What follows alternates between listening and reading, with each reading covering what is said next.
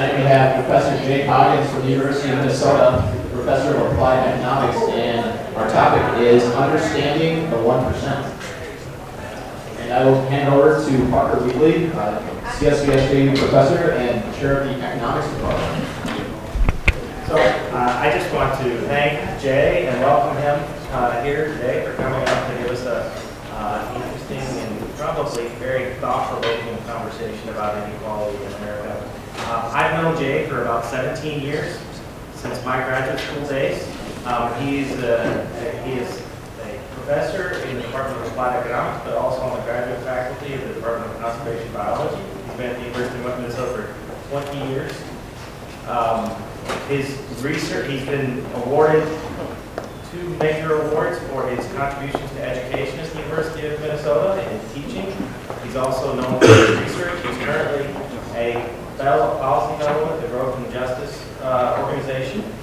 His research spans from environmental and natural resources economics, but he's also done significant and major contributions in the area of political economy. Most recently, obviously, his interest has been piqued by the question of inequality. And I want to thank him for coming here today to speak to us. Thanks, Jay.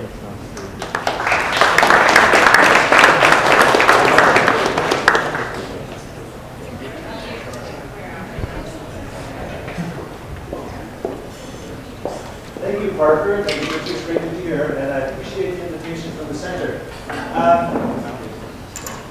want to talk about inequality today. And I want to start with just a few minutes about some facts and figures, just so we all have in mind the scale of what's going on. And then we'll turn to a discussion for most of our time today.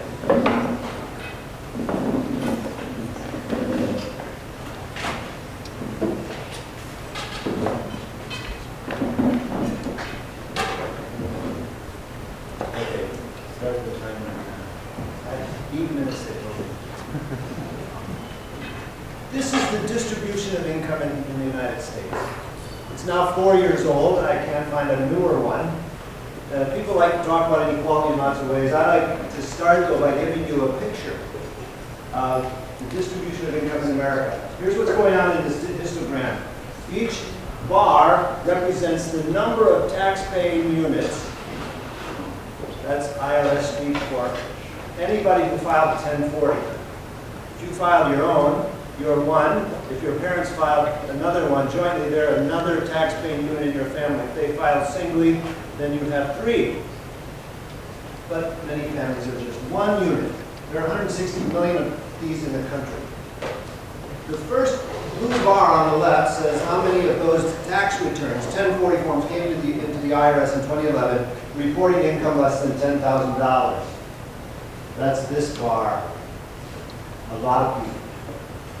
The second bar is all the money, all the people, the units who filed returns at $10,000 to $20,000 of income, 20 to 30, and the numbers on the vertical axis are 5, 10, 15. So almost 25 million tax returns came in listing income between 10 and 20. A lot of those are part-time work. And then as we move to the right, 90,000, we get to the 80 percentile mark, meaning 20% are to the right of this. 150, that's the 90% mark, 10% to the right of that. Almost 200 is the 95% mark. 5% of tax returns report income more than $150,000. And far out here, almost exactly at 500,000 in this data set is the 99% mark, meaning 1% of people fall off my chart. The median for the year is for the U.S. in this data set is just about 42,000, 43,000. Half below half. All right. Now, here's the question I like to ask. How big would this chart have to be, this screen, this picture, to have room on it for everyone? Last year, the highest income in America, according to Forbes magazine, was this hedge fund dude called Steve Cohen. Have you heard of Cohen? In 2013, his hedge fund, SAC Capital, Stephen A. Cohen Capital, he had a hedge fund. He got in big trouble with the federal regulators, paid a fine to the SEC of $1.8 billion. His hedge fund is almost all his own money. 38 billion or so. He decided to disband SAC Capital and he started something else, which I forget the name of. Focus 72 or something. The year after he paid a fine of $1.8 billion to the government, he turned around with his new hedge fund and made $1.3 billion last year. He won the race. Biggest thing in America. All right, here's my exercise. How wide would this chart have to be to find room for Stevie?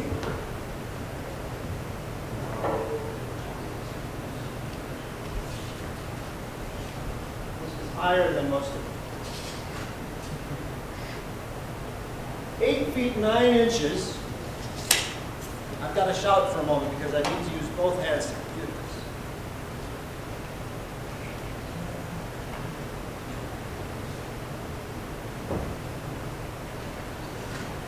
So that's 8.75 feet is $500,000. Times 2 is $1 million. Times 1,000 is $1 billion.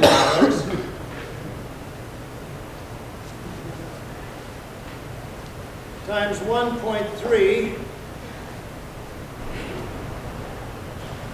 Divide that by 5,280. 4.3 miles.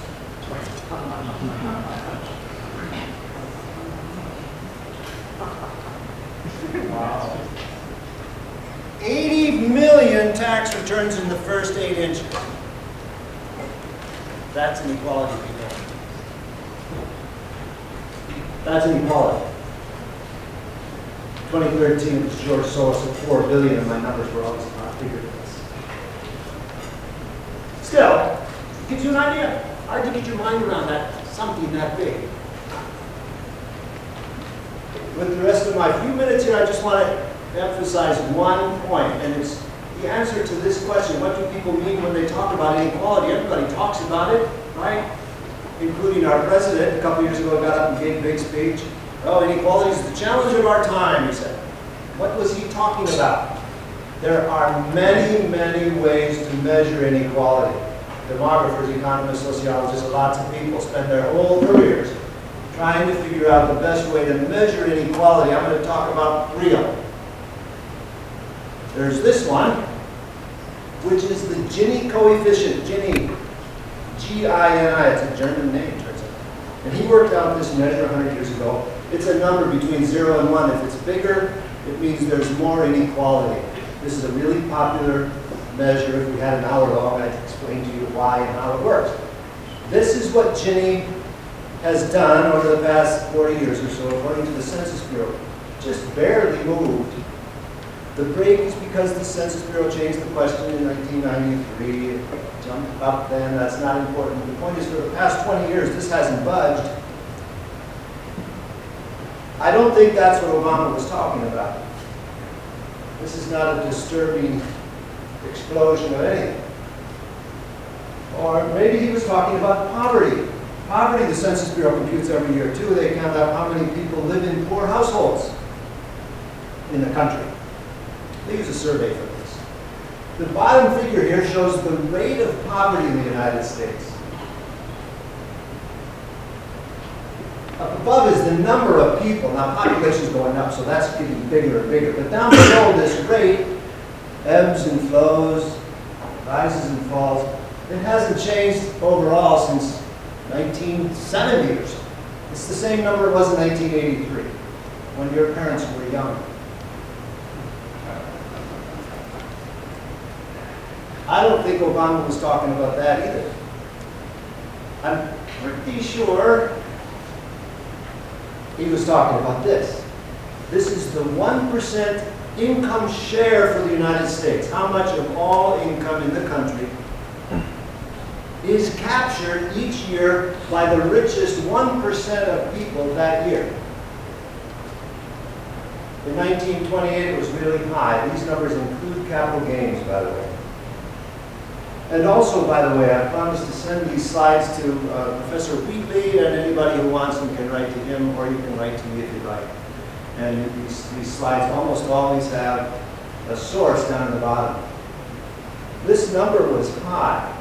This is, I'm claiming, what people mean by inequality. How much of the income goes to the richest? And then the Depression happened, and the World War happened, the Second War happened, and this number plunged. Amazing. The top richest people lost their shirts for a lot of reasons. Capital got destroyed and income shrunk. And then it stayed low, below 10% for a decade, for a generation, from about 1945 to 1980. And then right about 1980, it's amazing how many indicators of inequality sort of turned in 1980 or a year or two. And it started to rise and rise. And now it's back up. In 2007, it got almost exactly to 24%, and then a little bit of a hiccup in the housing market. People lost money there too. My point is, when people talk about all the inequality we've got in this country, whether it's a problem or not, this is what they mean. No other measure of inequality has shot upward like this one.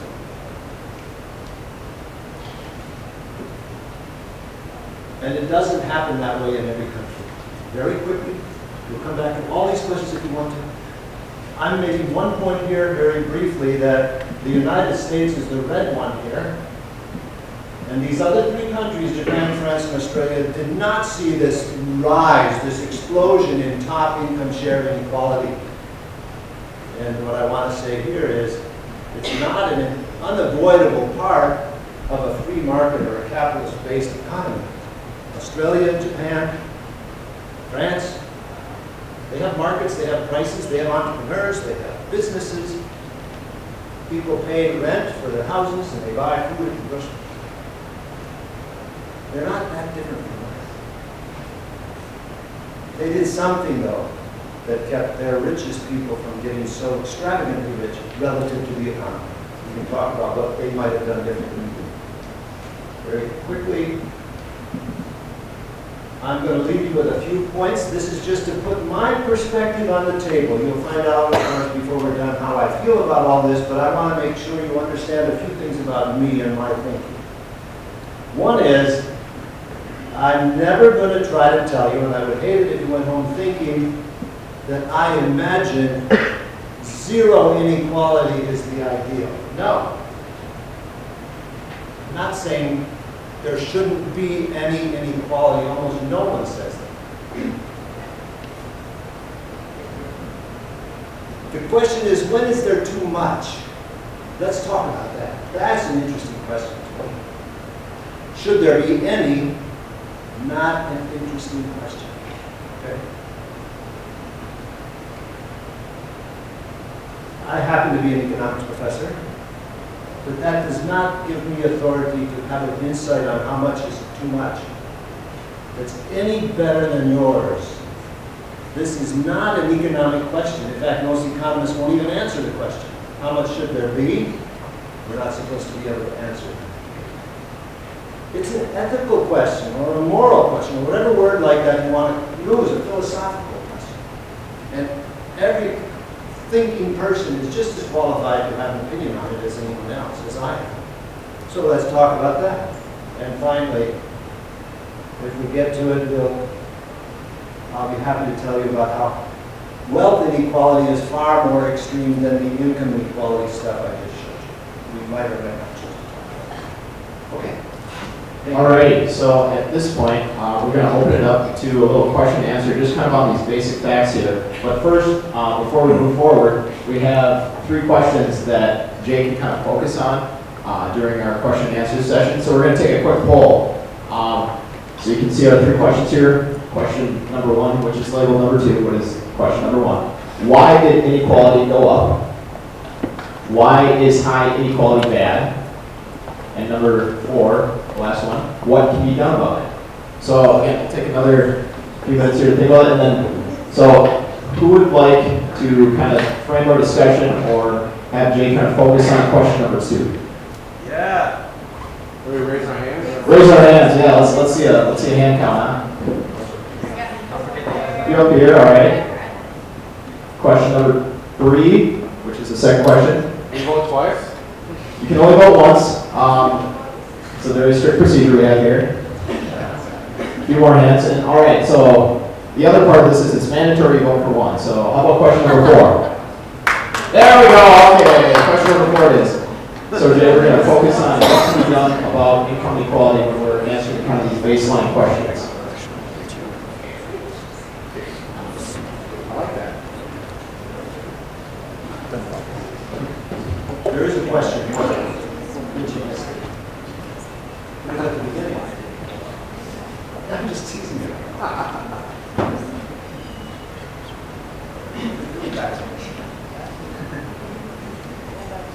So now do I wait for questions? Yeah, let's open up to questions here. Diana has a wireless mic. If you have any audience questions, kind of about the. Yeah, we're voting on a question. We have Jay's answer will be framed around that answer. So we have audience questions, and then eventually we're going to tie it back to the top here. What can we do about income inequality? So feel free to ask your own questions. Forgive me, I've got to click ahead to the last batch of slides here. Pay no attention to what you're seeing. This is not happening to you. This is irrelevant. And it's also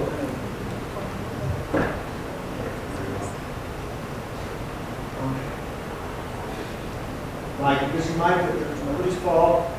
It's not. I knew that's the one I was looking for. Okay. Do you have a question?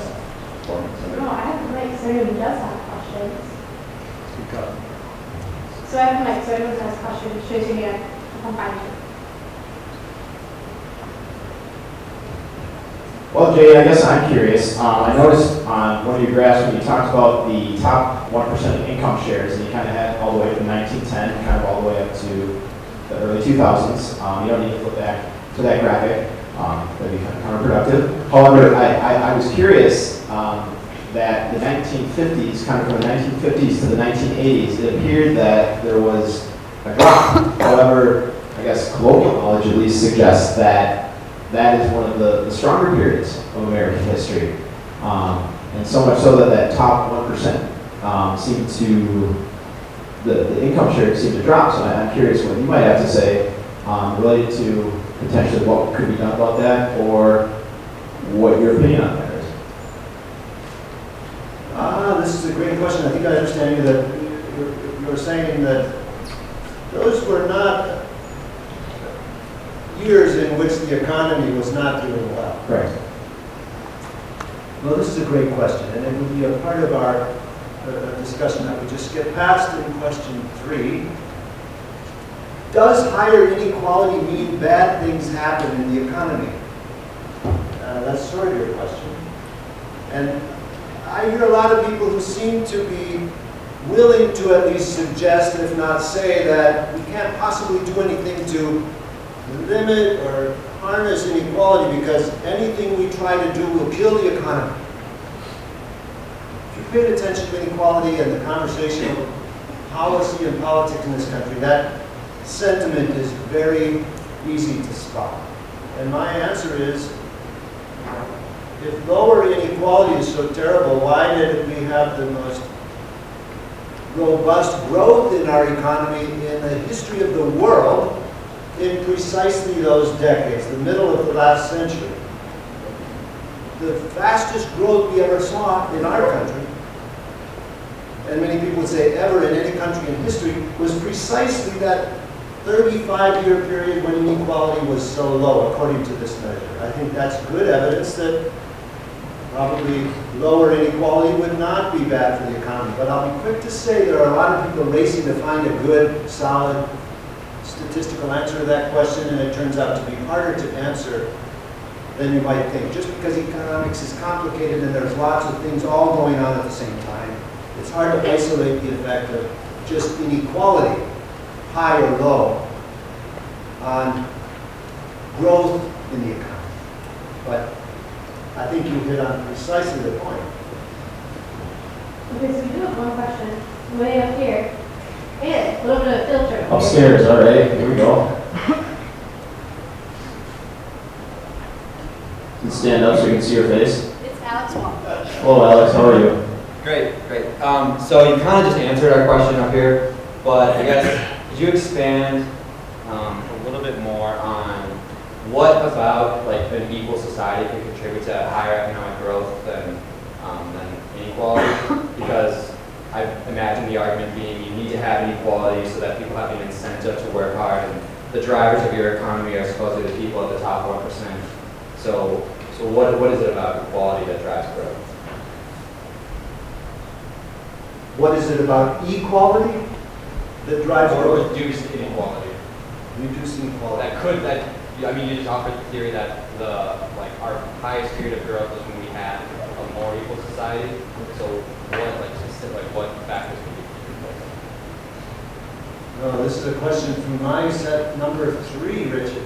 What do I do about that? Look what we've done. We've started to go out. Now you see we're wandering all over the place. That's another great question. Thank you.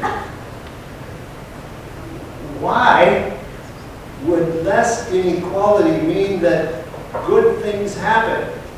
Or put the other way, why would higher inequality mean that the economy kind of grinds down more slowly? Am I allowed to go back? I believe so. No, I don't want to violate any. You're absolutely fine. Okay, I have permission now. Why is it bad? Okay, I didn't have to go so far. Just a few bullet points here that I can touch on, and then we'll see if you want to have a further conversation around all this.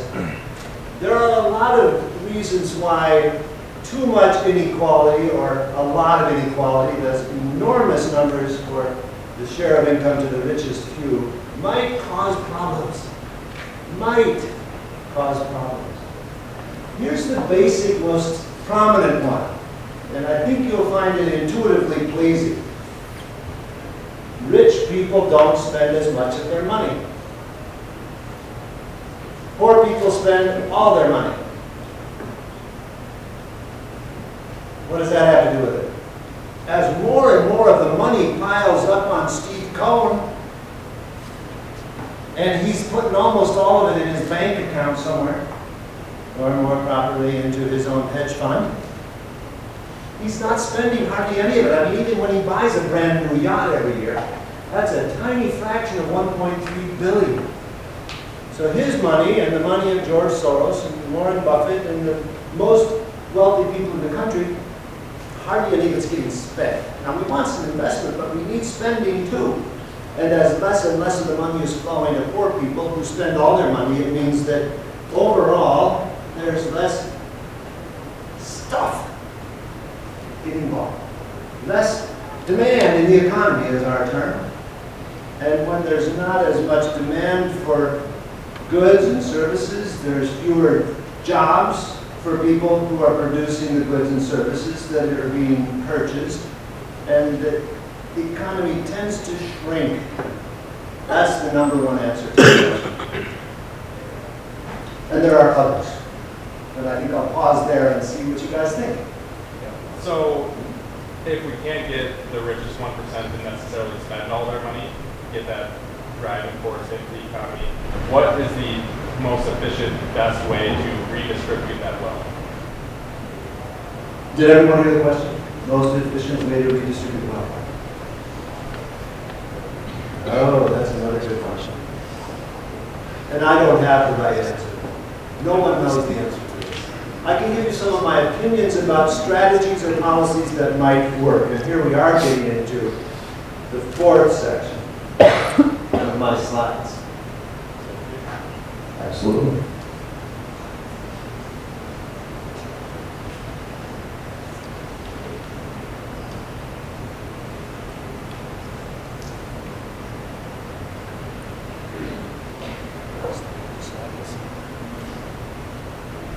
What should we do? Now, that presumes that somehow we've agreed there's a problem. And Americans do not agree about this. Right? And there are a lot of powerful people and a lot of political figures who say, no problem, move along, people, nothing to see here. Right? Well, I can say a few things about what would happen if the top tax rates were higher? What would happen to inequality itself? Would it change? And then we talk, if you like, about what we would do with all that money that we got from higher taxes and whether that makes sense. But the claim I'm going to make first is, if tax rates were higher, which they used to be, I'm talking about top income tax rates, inequality would be lower. Another way to put it, I'm claiming that part of the reason inequality shot up so much in the past 35 years is precisely because top income tax rates fell. Why would that happen? Well, suppose you're the CEO of 3M, and your salary is tens of millions of dollars already. And much of it is stock options that you just cashed in this year, or you won't even cash in for a few years, which will count as capital gains, which at a lower tax rate. So your effective tax rate, the total tax bill on your income, is probably in the neighborhood of 25%, 30 maybe. Okay, so now you tell your board, please give me another $2 million. The stakes are pretty high for you because you get to keep 70% of that. There's a huge payoff to persuading the people who decide your salary to give you more of it, right? Whereas there were days in the 50s when the top tax rate, 40s and 50s, was 90% on income, the top federal income tax rate. We were paying for the war mostly at that time. They started to fall around 1960, from 90 to 70, and then Reagan signed a bill and they went down to 35. We could go back to that. Back then, if you're the CEO of 3M, and you can convince your board to give you another $2 million, you see, you don't have to get to keep any of it. So the incentive to fight, if you're in a position to fight for a big salary with CEOs of big companies, was much lower. That's my number one answer. There are others, but that's one reason, one thing we could do. Excellent, Jay. This is something that I've kind of come up with in the last few moments here, talking more about what should we do about income inequality. Often you hear politicians talk about this, and especially relevant. We have the 2016 election coming up, this coming next November, excuse me. Some politicians often tout a flat tax rate as a solution to maybe income disparity or something of the like. Is this really a solution? Oh, another great question. I keep standing up just so I can see that. I want to look at it for a moment. It doesn't help that much. I can't think if I'm not standing up, sorry. Who could explain a flat tax to your grandma? Could you? The fellow behind it. What's that? So the fellow behind it, it's pretty complicated, but. Sales tax. What's that? Sales tax. A sales tax is flat on the items that it applies to. That's right. It's a fixed proportion. You've probably heard some people talking about a flat tax Tuesday night, right? You watched the debate?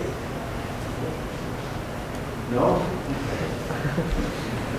Let me see if you have an opinion. Suppose we could figure out the correct flat tax rate that would raise exactly as much money as the current federal income tax raises. So it's revenue neutral. And let's also say that we're going to excuse income up to, say, $20,000, $30,000, $40,000. So low-income people pay zero income tax, and from there on, it's a flat single tax rate of, 10%, 20%, 30%, whatever it takes to be revenue neutral. So the federal government doesn't lose money because we've changed from the current income tax system to this new flat tax. You with me?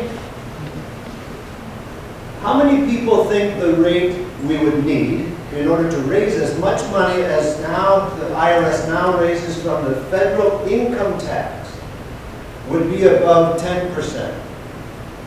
Do you think it would be above 10%? Really? One of our Republican candidates suggested recently that that would be the rate. He denied it Tuesday, but anyway, it's a tithe. What's that? Did you say about 10% or about? Above. About,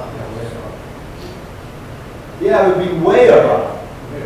The first thing is the rate would have to be well above 20%. People disagree on this number, and I don't know the latest estimate. It's in the neighborhood of 25 to 28%.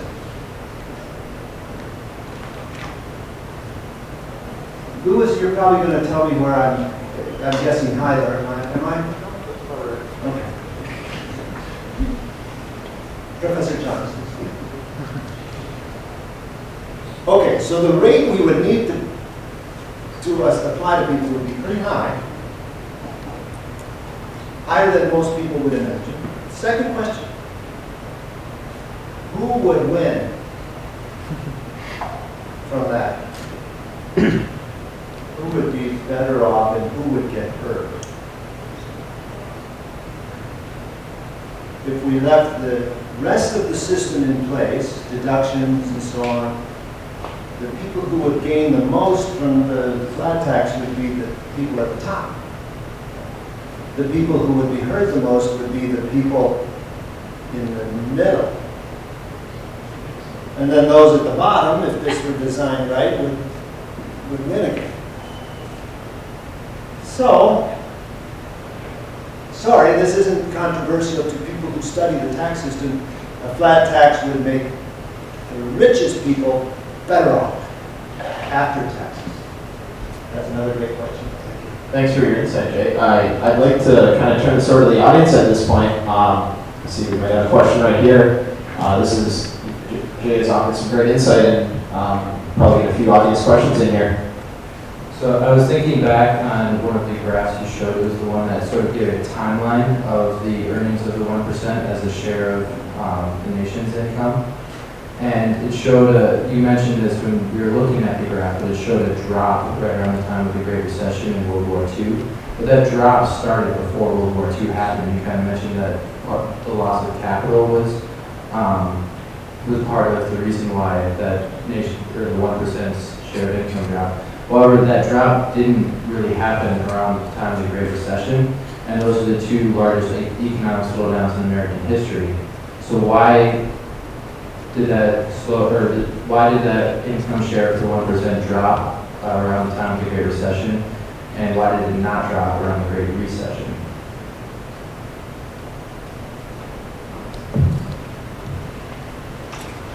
Forgive me, I think for this, we better look at that graph together again, would you say?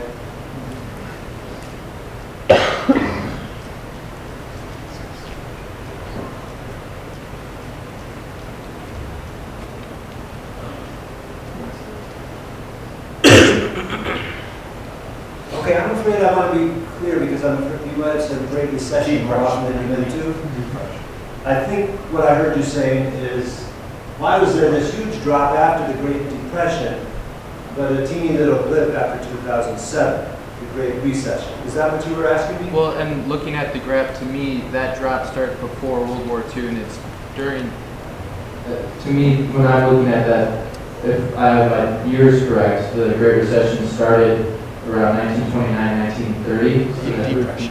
Depression. Sorry. This is 1928 here. A long day.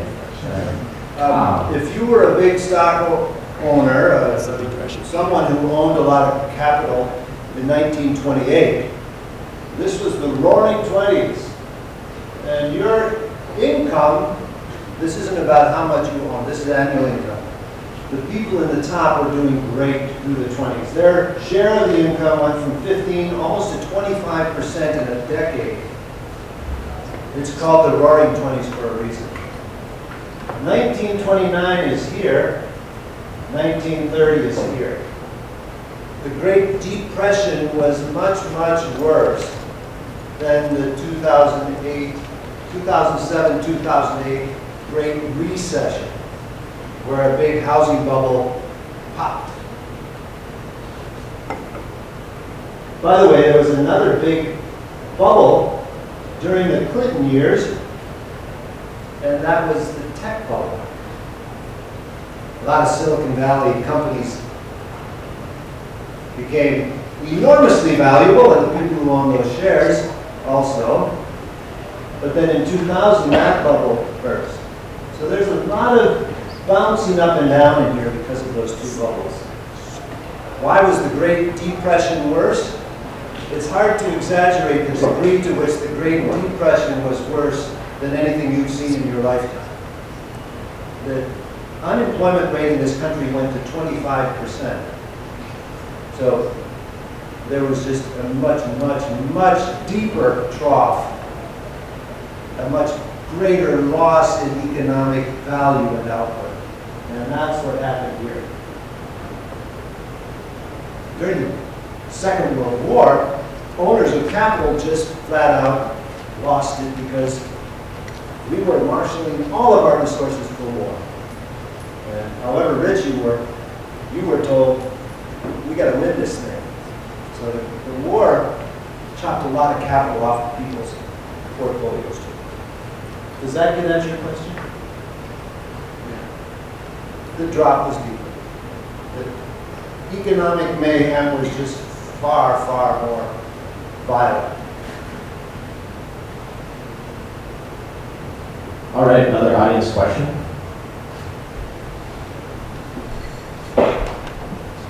In one of your slides, you had a quote by President Obama saying that income inequality is the defining challenge of our time.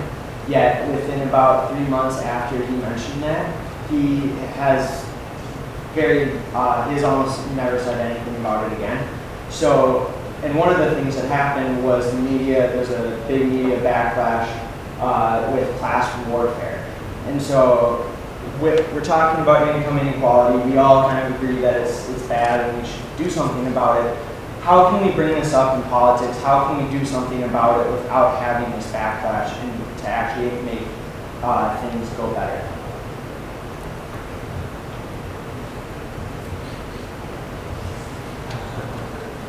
Softball, right? It was an easy one. Solving politics in America is a piece of cake. This is another great question.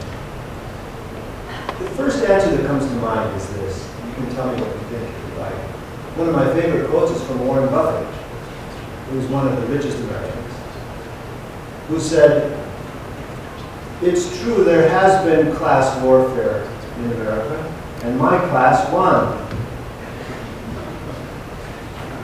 Now, by now you've picked up how I feel about all this. It worries me. I think inequality in America has gotten to a point where it's dangerous. And I worry about the future you guys are going to have in your generation. I've got a son who's 17. I worry about the country he's going to grow up in. I'm not willing to say exactly how much inequality there should be. In that chart, I don't know, is 8% just right? 12%? 15%? I don't know. It'd be fun to talk about that with any of you. I'm pretty sure 24% is too high. And I'm a little sorry that Obama gave this big speech, and he really seemed to me to be saying, this is the focus of the rest of my time in office. I've got 2 years left. No, I'm wrong. He had 3 years left. And I think he quickly realized that no longer seemed like the best place for him to put his political capital and his energy, and so he turned away, and I'm sorry about that. But he's a smarter guy than I am. He achieved other things. What can be done, though?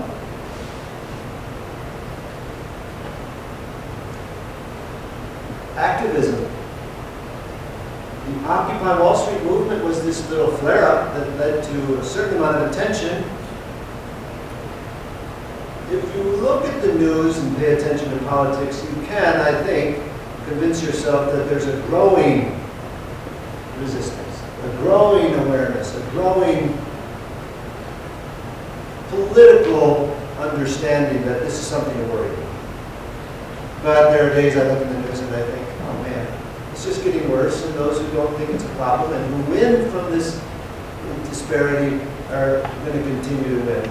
I wish I knew the answer to the political question, but I worry about the future for your generation especially. Okay, so I know we have at least 2 more questions, but while we're doing that, we're going to have a student coordinator pass out some surveys just about this and some pens. It'll only take a moment. But yeah, feel free to do that while we're listening to these other questions.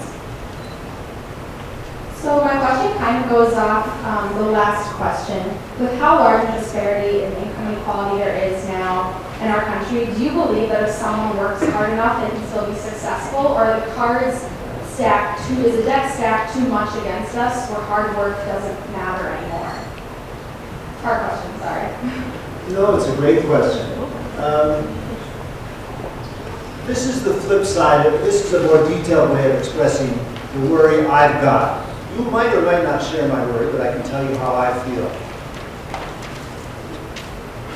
One of the effects of inequality is that there are 2 cycles or spirals going on.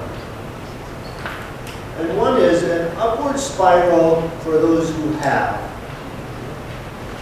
because they have more. And the rules are kind of written in favor of those who have more. So as you have more and more income, it becomes easier and easier to hire the accountants who are able to help you avoid paying as much of the taxes as you used to pay before you had so much. So there's a spiral upward for those who have, but there's just as much of a spiral downward in my view. And this worries me a lot, for those who have not. Maybe we can break these cycles, but if you have not, then the chances of going to college are very, very slim. The chance of escaping college without a fairly serious debt burden, very slim. So even talented people willing to work hard who have no chance of a college education are a step or 2 behind right there. Now, certainly people flourish and thrive without a college education. I would never say that's essential, but there are other ways in which opportunity becomes harder and harder to get in a society where there's such a divergence between the haves and the have-nots. It's harder and harder to climb a ladder, an economic ladder, when the rungs on the ladder just keep getting farther and farther away from one another. That's my worry. I'm not sure I've answered your question, but it's an excellent question. We have one more, we'll get to you again. Another up-top question. So as we know from Thomas Piketty's Capital in the 21st Century, he states that R is greater than G, that is, the return on capital is greater than the growth rate that we experience. With this in mind, how can we best prepare for increasing return rates on capital as we become more and more mechanized as it relates to labor? How do we keep labor relevant in this equation so that the people who have all the capital don't just become more and more dependent on capital and earning more and more? Have you heard of Piketty? Piketty? Okay. Well, this French guy wrote a book a couple years ago. It came out last March in English. And he made this argument that it's the natural state of things in a capital-based economy like ours, an economy based on markets and capital prices, that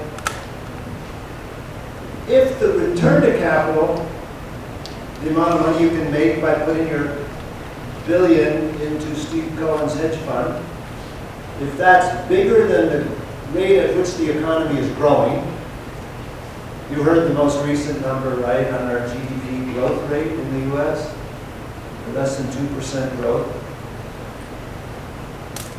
Steve Cohen's R is a lot bigger than 2%. But Kenny's argument is, when that's true, R is bigger than G, the natural state of things is for money to just accumulate ever more and more into the hands of the Steve Cohen's of the world. Those who will. I think we have one more question. Just Oh, let me finish this Apologies. issue. Sorry, forgive me. I'm taking too much time, I'm sure. His solution to all of this is, first of all, to tax capital and thereby reduce this return to it. If the government is taxing capital every year, then Steve Cohen's 8%, 12% return on his billions in his hedge fund is reduced. So he's in favor of an internationally harmonized progressive tax on capital. The more you have, the higher the rate. And that would probably help. Another part of your question, though, that I'd love to have more time to talk about is what about all the robots and self-driving semi-trucks and so on that are going to make it harder for most people to find a job because so many fewer jobs might be out there in our future. That worries me too, and I don't have an answer to that. One more question down here, and then we have a final comment that I'm going to offer Jay to speak about. So, in a country where poverty is still in the richest people in the world, Americans are still the richest people in the world, and in a country where people like, let's say, we know that there's no zero-sum game in a free country. So, if the founders of Google, for example, are some of the richest people in the world, so they provided us with a free service. In our parents' time, they would have to go to the library to go look up things. We can just get it at the tip of our fingers. And of course, Bill Gates and Steve Jobs and Sergey Brin and all these people are the richest people in the world, but they provided us with so many things. So how is it that in a society where we're so well off that income inequality can be bad? And what cost does this equality come to? Because according to Milton Friedman, if you put equality before freedom, you will get neither. But if you put freedom before equality, you will get a higher in both.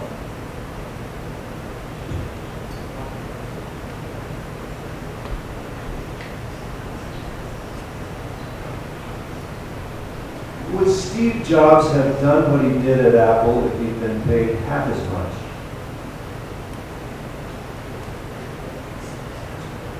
As he was paid, as he made. Would he have done what he did if he'd been paid a quarter as much?